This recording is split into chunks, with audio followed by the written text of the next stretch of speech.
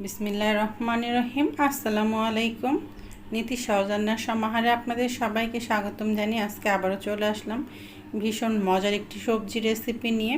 যারা সবজি খেতে একেবারেই পছন্দ করেন না তারাও আঙুল চেটে পুটে খাবেন যদি এরকম একটি সবজি থাকে।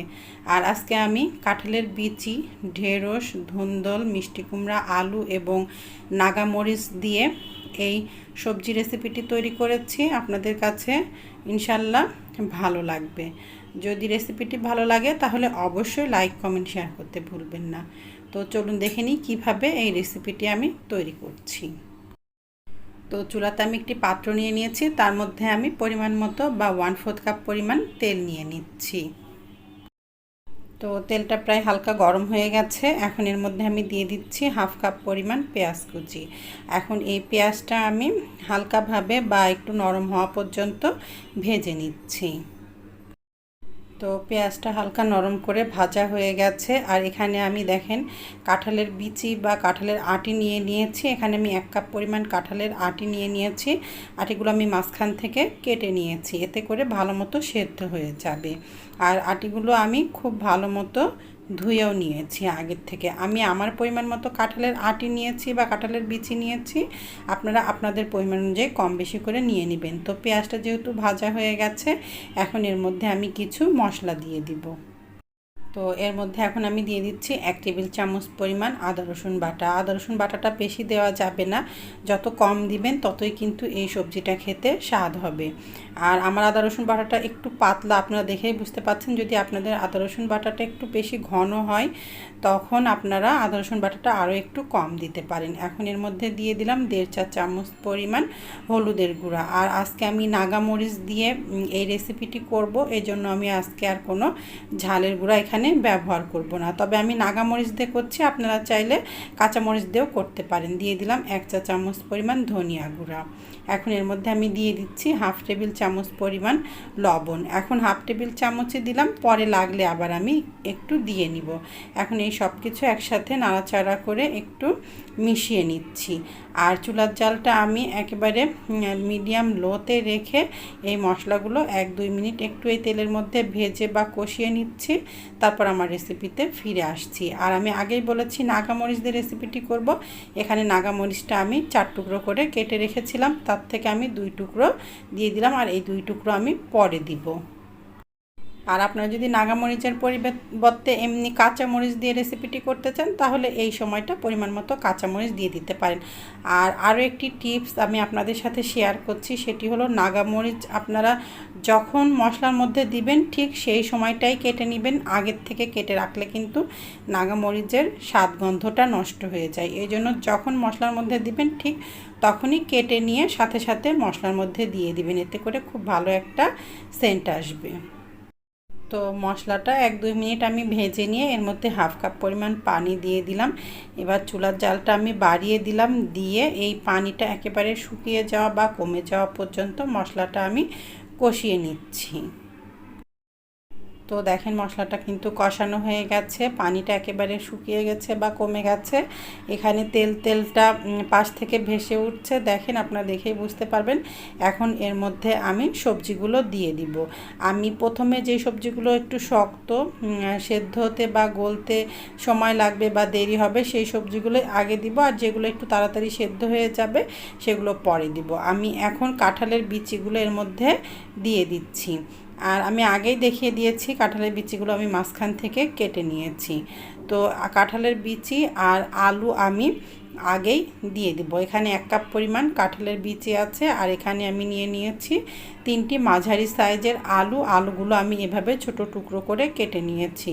আর খুব বেশি পাতলাও করি নাই, আপনারা দেখে বুঝতে পাচ্ছেন যে একটু মোটা মোটা করে আমি আলুগুলো কেটে নিয়েছি। এখন এই আলুগুলো আমি এর মধ্যে দিয়ে দিচ্ছি।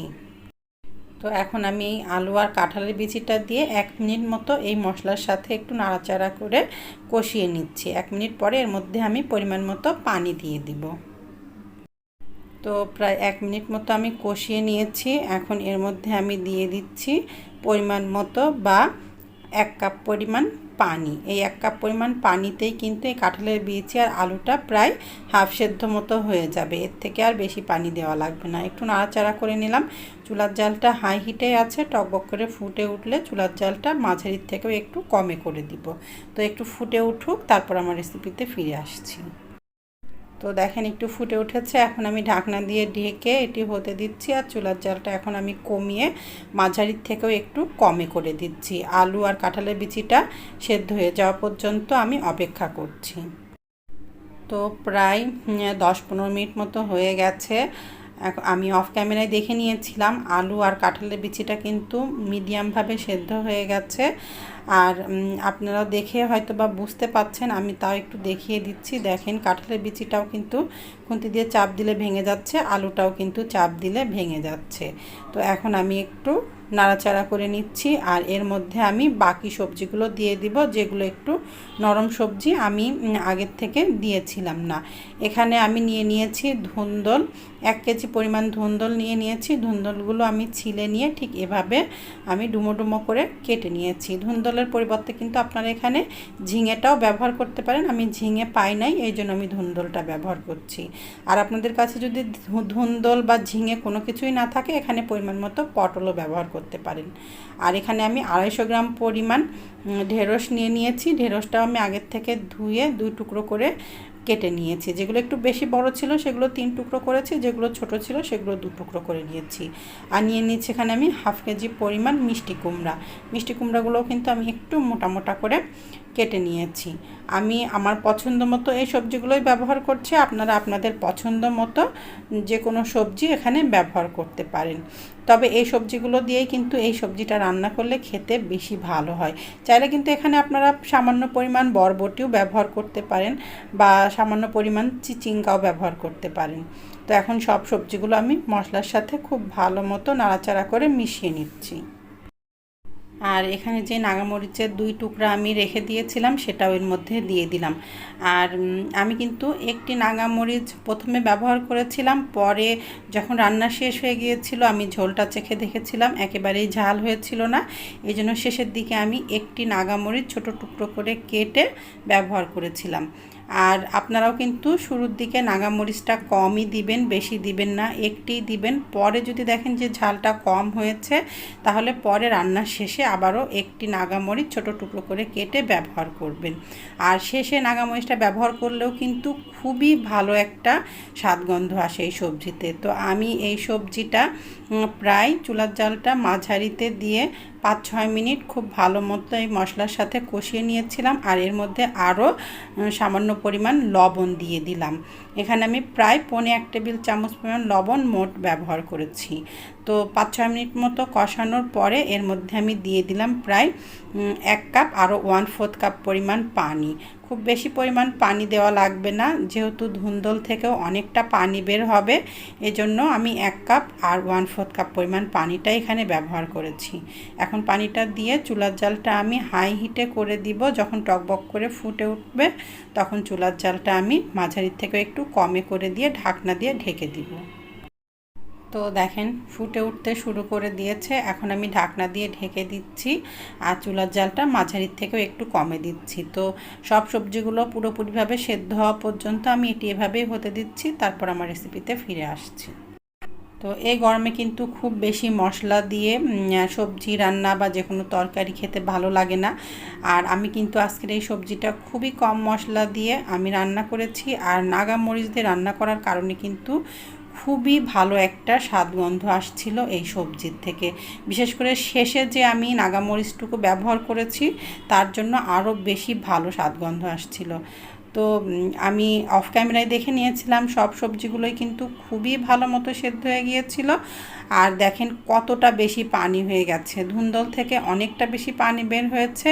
তো এখন আমি চুলার জালটা একেবারে হাই হিটে করে দিয়ে এভাবেই হতে দিচ্ছি, আর ঢাকনা দিয়ে ঢেকে দিব না, কারণ সব সবজিগুলোই খুব ভালো মতো সেদ্ধ হয়ে গেছে। এখন পানিটা একেবারে কমে যাওয়া পর্যন্ত এটি আমি এভাবেই হতে দিচ্ছি। মাঝে মাঝে একটু নাড়াচাড়া করে দিব যেন তলায় লেগে বা পুড়ে না যায়। আমি একটু লবণটা চেখে দেখছিলাম, লবণটাও একেবারে পারফেক্ট আছে। তো এভাবে একটু হতে থাক, তারপর আমার রেসিপিতে ফিরে আসছি। তো দেখেন অনেকটাই কিন্তু পানি কমে গেছে, আর সবজিটা কিন্তু যখন রান্না করা হয়ে যাবে রেখে দিলে কিন্তু আরও অনেকটা পানি কমে যাবে। এই জন্য এর থেকে আর বেশি আমি পানি কমাচ্ছি না। আপনারা চাইলে এর থেকেও বেশি পানিটা কমিয়ে নিতে পারেন। আর এখানে আরও একটি নাগামরিচ আমি ছোট টুকরো করে কেটে নিয়েছি। এখন এইটাই আমি দিব, আর এর মধ্যে অন্য কোনো কিছুই আর দিব না। কোনো ভাজা জিরার গুঁড়া বা ধনিয়া পাতা কুচি এগুলো কোনো কিছুই দিব না, কারণ এই নাগামরিচটা দেওয়ার কারণেই কিন্তু খুবই ভালো একটা স্বাদগন্ধ আসছিল এই সবজির থেকে। তো আমি একটু নাড়াচাড়া করে দিলাম, আর আমি কিছু সময় এটা এভাবেই হতে দিচ্ছি। তারপরে আমি আবার আমার রেসিপিতে ফিরে আসছি। আমি হালকাভাবে একটু নাড়াচাড়া করে দিলাম। যারা কোনো রকমই সবজি খেতে পছন্দ করে না, বড় বা বাচ্চা যারাই হোক না কেন, তাদেরকে যদি এভাবে একটু সবজি রান্না করে দেন দেখবেন যে সবাই আঙুল চেটে পুটে খাবে। এতটাই মজার হয় এই সবজিটা। আর নাগামরিচ দেওয়ার কারণে কিন্তু খুবই সুন্দর একটা স্বাদ আসে, আর খুবই সুন্দর একটা গন্ধ আসে এই সবজির থেকে। তো তবে যদি আপনারা নাগামরিচটা না দিতে চান বা হাতের কাছে না থাকে, তাহলে আপনারা এমনি কাঁচামরিচ দিয়েও কিন্তু এই রেসিপিটা তৈরি করতে পারেন। তো প্রায় 2 মিনিট মতো হয়ে গেছে, চুলাটা বন্ধ করে দিয়েছি আর একটু ঢাকনা দিয়ে ঢেকে রাখছি যেন নাগামরিচের ফ্লেভারটা খুব ভালো মতো সবজির সাথে মিশে যায়। আর একটি কথা, আপনারা কিন্তু চাইলে এই সবজিতে চিংড়ি মাছও পরিমাণ মতো ব্যবহার করতে পারেন। আমি আজকে চিংড়ি মাছটা ব্যবহার করি নাই, কারণ সব সময় সবার কাছে চিংড়ি মাছটা থাকে না এই জন্য। তবে চিংড়ি মাছটা ব্যবহার করলে আরও স্বাদ বেড়ে যাবে।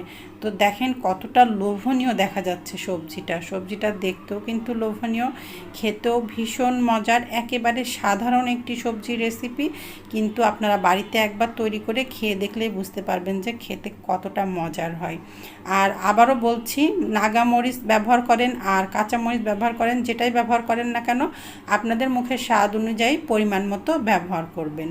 তো রেসিপিটি ভালো লাগলে অবশ্যই লাইক কমেন্ট শেয়ার করতে ভুলবেন না। আজকের মতো এখানেই রাখছি। আসসালামু আলাইকুম, আল্লাহ হাফেজ।